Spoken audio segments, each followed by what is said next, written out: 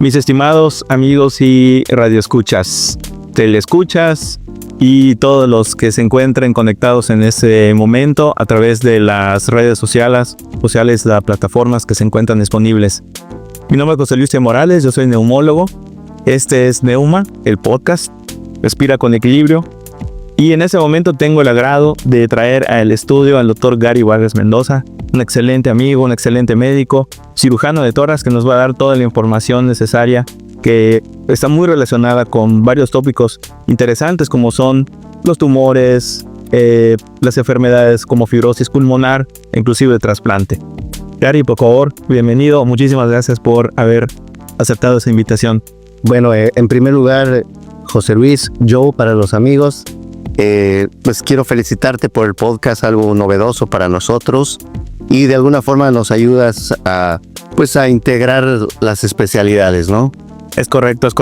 Este es el objetivo, Gary, que a pesar de que tenemos ya pues un derrotero en lo profesional también, que nos conozcan como equipo, que nos conozcan como personas que interactuamos y que tenemos un fin en común, que es justamente el bienestar del paciente. Y en esta primera instancia quisiera preguntarte y pedirte, por favor, si te puedes presentar ante todas nuestras audiencias para que puedan conocer un poquito más de ti, el ser humano, no solamente el cirujano de tórax. Bueno, mi nombre es Gary Cosay Vargas Mendoza.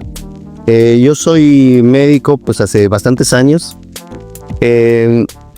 Para los que no sabían, yo soy extranjero, soy nacionalizado mexicano, pero tengo el orgullo de haber nacido en Bolivia, en Sudamérica, y haber hecho la carrera allá, la carrera de medicina. Posteriormente me decanté por las artes quirúrgicas y realicé mi especialidad de cirugía general en el Hospital Militar allá en La Paz, Bolivia. Posteriormente trabajé un tiempo por allá y pues no contento todavía con lo que perseguía en el ámbito médico, decidí emigrar hacia Ciudad de México al Instituto Nacional de Enfermedades Respiratorias, Ismael Cosío Villegas, en Calzada de Tlalpan.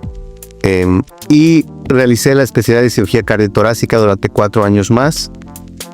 Posteriormente me quedé trabajando un tiempo por allá, trabajé en un hospital que tal vez lo hayan escuchado hablar, es el Hospital Siglo XXI en Cuauhtémoc, y posteriormente recibí una llamada de mi madre que se encontraba enferma en Bolivia.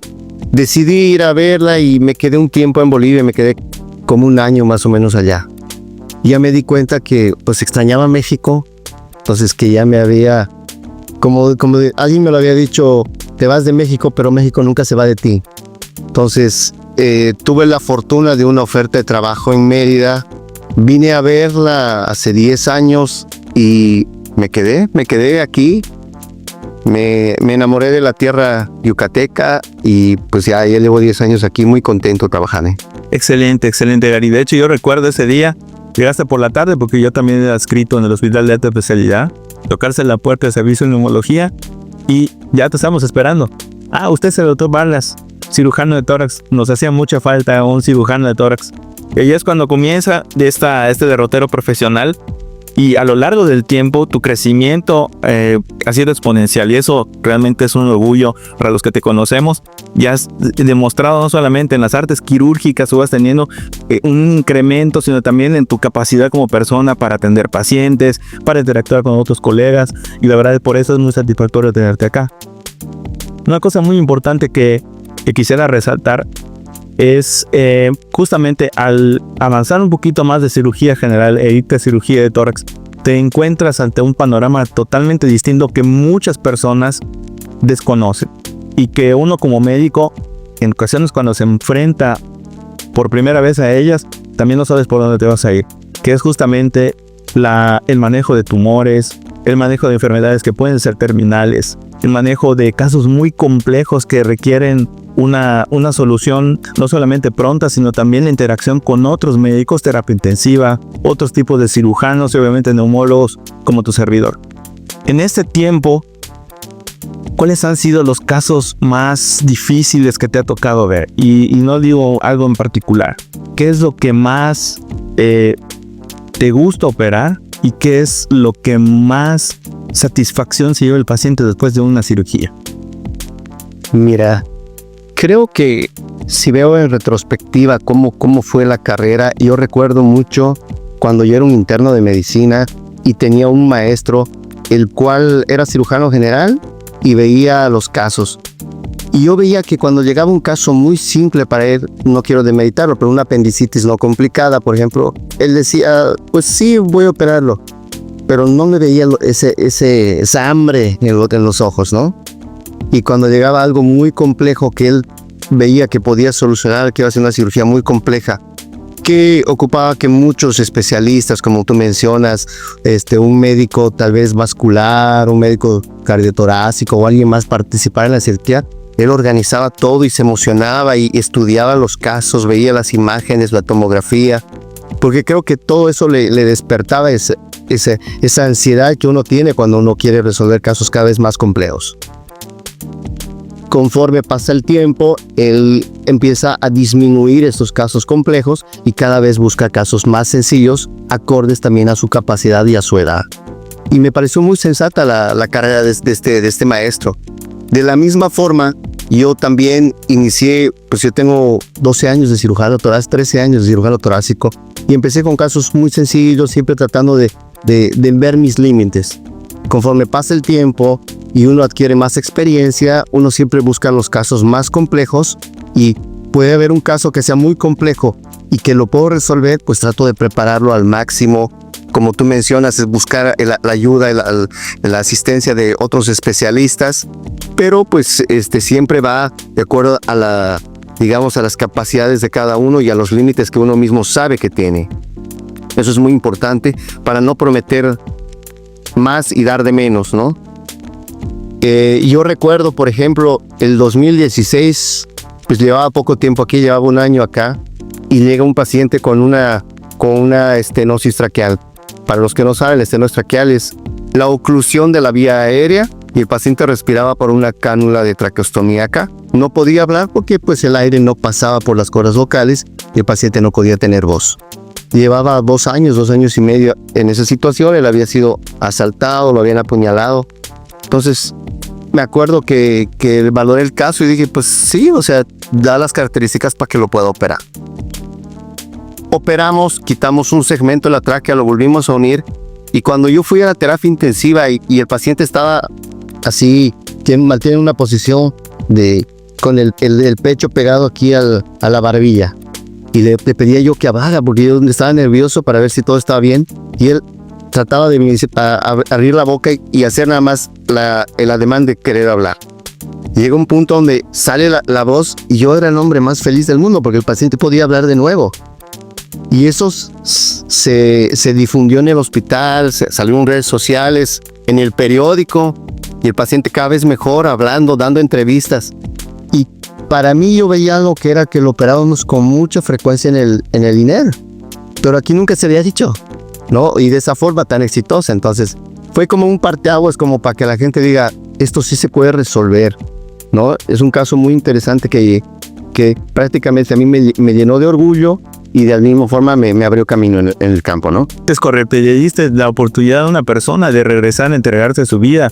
Si esta persona tenía que vender algo o tenía que hacer alguna actividad con su voz, profesional de la voz, pues regresa otra vez a su camino. Ese es el impacto que tenemos nosotros como médicos. Cuando te apoyas con otra persona que tiene tu misma filosofía, que tiene tu mismo gusto por hacer las cosas, seguramente las cosas salen mucho mejor. Y en ese sentido, Gary, nosotros como neumólogos y cirujanos de tórax tenemos una interacción muy, muy estrecha. Todos los neumólogos necesitan un cirujano para tener una biopsia pulmonar. Los cirujanos de tórax también hacen broncoscopías cuando el neumólogo no puede hacer alguna cosa. Hablemos de una broncoscopía rígida. Cuerpos extraños que habitualmente hemos trabajado ya varios, sacando tachuelas y infinidad de cosas que se presentan por allá. ¿Ha habido algún momento en alguna de los pacientes que hemos tenido en común en donde hayas dicho, este es el caso que realmente teníamos que trabajar para que salga adelante? Algún paciente que tú recuerdes que por darle un diagnóstico logró tener una mejor calidad de vida aparte de ese otro paciente, hablando de un escenario de una enfermedad, por ejemplo, grave como un tumor? Pues mira, en casos de tumores, siempre trato de darle prioridad a sus pacientes, ¿no? Ya sea en la parte institucional o en la parte privada. Cuando alguien me dice que hay un tumor que valorar, trato de ser más acucioso, de ponerle más atención a ciertos detalles para poder darles, digamos que la mejor orientación posible. No siempre es quirúrgico, no siempre se tiene que operar, pero creo que lo primero que tenemos que hacer es no hacer daño, ¿no? Esa es nuestra premisa, ¿no? Y ya con eso, pues para mí, siempre que llega alguien con un tumor, trato de valorar bastante. No puedo de alguna forma prometerles todo, pero creo que en estos 13 años de cirujano torácico me ha permitido tener cierta experiencia, y en el caso de tumores sé que algunos se pueden inclusive curar, que hemos tenido varios casos que hemos curado, inclusive hemos tenido, y está mal que lo diga, pero gracias a la pandemia, yo he tenido muchos pacientes que se han hecho tomografías por temor a un COVID y que han encontrado un nódulo cancerígeno que lo hemos podido quitar a tiempo y se ha curado un cáncer como antes de la pandemia no ocurría. Y yo le veo el beneficio desde mi punto de vista en ese sentido a la prevención, porque muchas personas no buscan intencionadamente a menos que tengan síntomas, y un nódulo muy pequeño no da síntomas. Entonces, esa es una de las cosas que para mí en la pandemia recuerdo por lo menos 3 pacientes que he operado con casos, con tumores pequeños, nódulos pulmonares pequeños que resultaron ser cáncer y que pudimos curarlas. Y después de la pandemia ya llevamos casi 5 años de seguimiento sin haber recaído. Exactamente. Y uno de esos pacientes lo vi hace unos 5 días más o menos, a su control de espirometría. El señor se sometió a lo que nosotros llamamos una lobectomía superior. La lobectomía es quitar la parte más de arriba del pulmón. Y en este caso, a pesar de que perdió un poco de función pulmonar, el señor está negativo a todos sus marcadores tumorales y a las pruebas que se llaman PET scan, que es un fármaco que se envía a los pulmones para ver si hay rastros de malignidad que pinten con la glucosa que está teniendo, ¿no? Afortunadamente el señor va muy bien. Yo creo que ese caso de éxito, el señor está muy muy agradecido con el trabajo que hemos hecho con él. Pero hay otra cosa interesante que me gustaría tocar ahorita en esta mesa. Es justamente la inquietud que tenemos como equipo para trabajar a los pacientes que tienen necesidades mayores. Cuando ya no solo los fármacos funcionan, cuando la rehabilitación que ya se le ha brindado no llega al punto de darles una mejor calidad de vida, que es el trasplante de pulmón. Entiendo que tú ya has hecho trasplantes, entiendo que ya has tenido un camino recorrido sobre eso. La verdad es que yo creo que es uno de los puntos que tenemos en común y que seguramente vamos a sacar adelante con mucho éxito. ¿Cuándo fue tu primer contacto con el trasplante de pulmón? Bueno, yo me despertó esta inquietud hace muchos años. Inicialmente yo era un estudiante de medicina, bueno, un interno de medicina. Me tocó ver una paciente que tenía unas secuelas de pulmonares, y cuando yo hablé con el neumólogo en ese entonces, le dije, pues, ¿por qué no se hace algo, se da un medicamento, algo para ayudar? Me dijo, esa fibrosis no revierte con nada, lo único que la salva es un trasplante pulmonar. Eso se me quedó grabado. Ya cuando yo estaba terminando cirugía de tórax, me tocó ir a rotar a siglo XXI, que posteriormente me quedé a trabajar ahí. El director tenía esa inquietud de hacer trasplante pulmonar en siglo XXI. Entonces nos combinó al cirujano de base y a mi persona, al doctor Daniel Munguía y mi persona, a hacer trasplante pulmonar. En ese entonces empezamos a hacer todos los estudios. Infelizmente, pues no teníamos el apoyo de ciertas áreas. Y el hospital de cardiología es un hospital muy bueno en la parte de cardiología y cirugía cardíaca, pero no tienen otras especialidades. Entonces las valoraciones tardaban más y todo eso. Pero hicimos 3 trasplantes y salieron vivos de quirófano. Infelizmente hubieron complicaciones, pero esa sensación de que un paciente llega a la consulta, porque nosotros los veíamos, no teníamos una Morori, y llega a la consulta sin poder hablar, tener que entrecortar las palabras, tener que tomar aire y volver a reiniciar la plática, que no poder comer, no poder dormir y estar en silla de ruedas dependiente de oxígeno, me marcó completamente, me dejó pensar. O sea, eso decía, la calidad de vida es muy mala para estas personas, y creo que si hay un tratamiento que llámese trasplante, que se puede dar una mejor calidad de vida. No vamos a decir sobrevida alta, ¿no? Pero una mejor calidad de vida donde el paciente no tenga que recurrir a esto, no tenga que pedir ayuda para poder ir al baño. Entonces, eso me marcó completamente. Nos tocó hacer 3 trasplantes. Posteriormente yo he estado yendo al extranjero, he estado yendo a España por algunas afinidades con algunos colegas. He ido a Barcelona, he ido a Madrid, a un hospital que se llama Puerta Hierro, a hacer cursos. He estado en trasplantes. Últimamente he estado en Viena para hacer el curso de trasplante allá. También me tocó ir a Eslovenia a traer pulmones. Experiencias muy gratas como extranjero, ¿verdad? Es correcto, y aparte eso te da el feeling, porque no solamente estar estudiando las recientes guías y recordar todo el protocolo que has llevado con estos pacientes, sino ponerlo otra vez sobre la mesa y estar buscando activamente estos casos. Así como tú fuiste, yo también fui un año antes, unos meses antes, tuve unos 6 meses, y tuve la gran oportunidad justamente de ir hacia Leuven, desde Viena, desde el hospital, después de una llamada.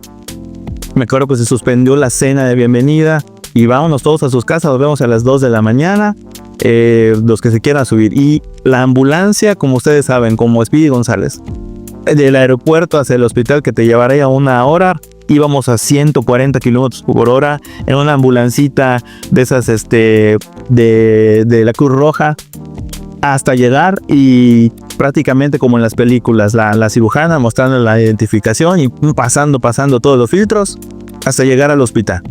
En ese momento yo recuerdo muy bien esa experiencia, porque todos los cirujanos estaban abocados a la parte que le corresponde. Ya estaban por el hígado, iban a comenzar con el riñón, el cirujano ya había extraído el corazón, entonces nos faltaba la retirada del pulmón. Y la cirujana también hablando 3 idiomas, entre ellos los cirujanos platicando, no hay nadie más que me ayude, así que yo Entonces, tocar el pulmón por primera vez, utilizar las grapadoras, mover en bloque los órganos, pasarlos a la mesa para poder trabajar sobre ellos. Nadie te lo cuenta, tienes que ir a verlo. Y eso tiene que estar al servicio de esta sociedad, de nuestras personas, las personas que confían en nosotros. Entonces, el estar ahí, el estar viendo, regresar y al día siguiente saber que esos pulmones que tú fuiste a procurar se lo ponen a otra persona y que en 24 horas el paciente ya no tenga un tubo, es maravilloso. O sea, eso lo podemos hacer aquí. La única diferencia, mi estimado Gary, es que allá está todo protocolizado, hay recursos económicos. Aquí tenemos que batallar con algunas cositas, pero no es imposible, ya lo vimos. Estas experiencias que tanto tú has vivido como tu servidor nos están llevando entonces a una dirección, un camino que seguramente será exitoso. ¿Has visto tú diferencias, y retomo esto, entre lo que hacían en Barcelona, entre lo que hacen en Viena, entre lo que se reporta en la literatura en otras partes? ¿O realmente es lo mismo? Mira, países como España, como Austria, tienen protocolos muy bien establecidos. Son personas que sí le invierten a la salud, como bien mencionabas, y tiene todo muy bien estandarizado, muy bien distribuido, asignado a las funciones, y eso funciona como un relojito, porque son centros donde hacen muchos trasplantes. Yo creo, y eso, corrígeme si me equivoco, hay una cosa que yo amaba de México, que siempre me acordaba cuando me fui. Estuve 1 año fuera de México, pero lo extrañé como nunca. Y es que cuando tú vas a cualquier lugar, en una casa mexicana, siempre te hacen pasar, ya comiste, tienes sed, y te tratan de una forma, o sea, es el sentir tan bienvenido, esa cordialidad, ese desprendimiento que tiene el mexicano. No sé, no quiero comparar con los europeos, pero no lo he visto en otro lugar. De la misma forma, creo que si podemos nosotros inculcar la cultura de donación, vamos a tener personas que digan, ¿les puedo ayudar? Aquí están los órganos de mi hijo, aquí están los míos. Bueno, los míos propios yo ya me di de alta en el Senatra, tengo mi carnet de donador y ese es mi deseo en caso de que pues, ocurra un fallecimiento mío, ¿no? Pero yo sé que si inculcamos esa cultura, vamos a ver muy buena respuesta de la población mexicana, te lo puedo asegurar. Es correcto, y yo creo que esa es una tarea pendiente también, no solo de las autoridades, sino nosotros como médicos. Nosotros podemos ir presionando de la manera más profesional, transparente, para que esto llegue y permee todavía más. Porque si bien tenemos una lista de espera corta en nuestro país, la gente no dona. La gente no sabe, pero no porque no quiera, porque no sabe que existe el recurso. De que Yucatán ya lo tenemos. Tenemos el equipo humano, la infraestructura, la máquina de circulación extracorpórea. Tenemos prácticamente toda la infraestructura, repito, para poder llevarlo a cabo. Y una cosa importante, y aquí entra a colación otra experiencia muy bonita que tuve recientemente. En septiembre, octubre fui a la Universidad de Tokio de compartir la experiencia. Y en ese lugar tienen una lista de espera muy grande. A pesar de que es una lista muy grande y que tienen hospitales que trasplantan rutinariamente, la gente no alcanza. Hay factores culturales también, pero muy probablemente se debe a que, a pesar de que muchos hospitales lo hacen, no son suficientes. Entonces, ellos han volteado a ver hacia poblaciones todavía mucho más jóvenes como niños. Y ellos son pioneros en Tokio, en Kioto, en Japón en general, de trasplantar a niños. Tuve la hermosa experiencia de ver a dos niños uno de 10, otro de 9 años aproximadamente, de cómo ya estaban en rehabilitación, tal cual lo platicábamos anteriormente en el podcast anterior con Daniel, de cómo estos niños al enfermarse tenían a sus padres para respaldarlos. O sea, el amor, la generosidad de que alguien le puede dar vida y llevarse a cabo para que puedan luego hacer lo que quieran hacer. Te pondré un ejemplo en un momentito. Ese fue muy patente. Entonces, uno de ellos le dio una infección pulmonar, otro le tuvo una reacción al medicamento, los pulmones quedaron completamente blancos a pesar de tener la máquina de oxigenación. En 3 quirófanos distintos, en el centro del paciente, le quitaron un pedazo a mamá, un pedazo a papá, los conectaron, salen con sus ondas y a las 2-3 días ya están extubados. Es un niño que va a tener un futuro. Esa misma tarde en la consulta externa con la Tosato, llega una niña de 23 años, literalmente, recién casada, con 2 meses de haberse casado.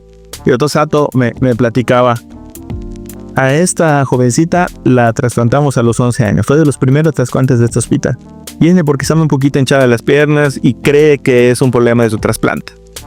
Pero lo que me llamó mucho la atención es que desde el momento del trasplante hasta ahora, que tiene una sobrevida de esas espectaculares, ya está casada, ya formó una familia, los pulmones crecieron, tenía ahí una hipertensión pulmonar de esas que no se conocía la causa, y sus padres le donaron medio pulmón y los pulmones crecieron.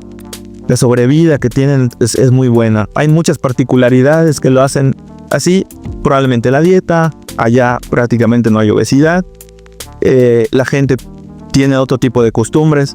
Eso es algo que seguramente si lo intentamos replicar en nuestros pacientes, en nuestro medio, los cuidados y todo lo que se está alrededor del trasplante, seguramente vamos a conseguirlo. Entonces, estas experiencias que tanto tú como tu servidor están teniendo para poner a disposición de nuestra sociedad, debe de dar resultados en un futuro próximo. Y aquí va una opinión personal, creo que la compartes conmigo. Creo que como profesionales de la salud encontramos un punto en donde, digamos, este es el pináculo. El pináculo siempre será que el paciente salga adelante, sea para el desenlace que queremos, como para el desenlace que su vida le permite.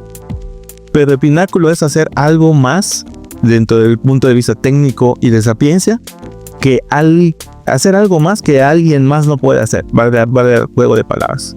Y en este caso creo que el trasplante de pulmón es una de las cosas que algunos cocos brujos pueden hacer. Eso intentamos en este momento, y si en algún momento esto empieza a crecer, tendríamos no solamente nuestras vidas personales y profesionales satisfechas, sino la generación de este valor para nuestra sociedad. ¿Qué piensas al respecto? Creo que como mencionas, creo que la culminación de una carrera profesional, pues uno se pone un objetivo. Creo que en eso tú y yo estamos comulgando. Creo que es importante seguir trabajando en esto, y posteriormente creo que esto va a dar frutos en el sentido de que nosotros vamos a probablemente iniciar, poner la primera piedra. Y luego vendrán otros colegas con otros bríos, con otra experiencia, a sumar y podremos hacer un proyecto que sea nuestro, de la región. Tenemos, como tú mencionas, muchas cosas positivas en la región.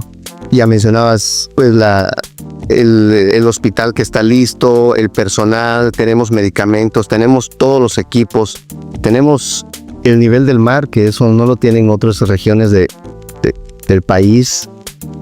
Pues si la gente, como te lo mencionaba, es muy buena aquí. O sea, sé que tarde o temprano pues se va a empezar esto a dar como una bola de nieve y vamos a tener muchos colegas sumando al proyecto.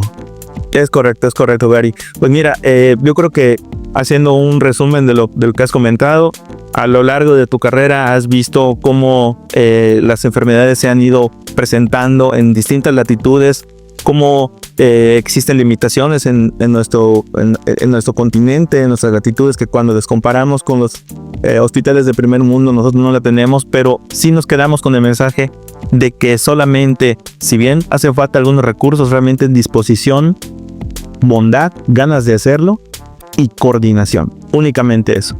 Cuando ya alcanzas un punto en tu carrera en donde puedes ofrecer eso, probablemente la satisfacción no solamente se te queda a ti como profesionista, sino también a las personas que vas a tocar.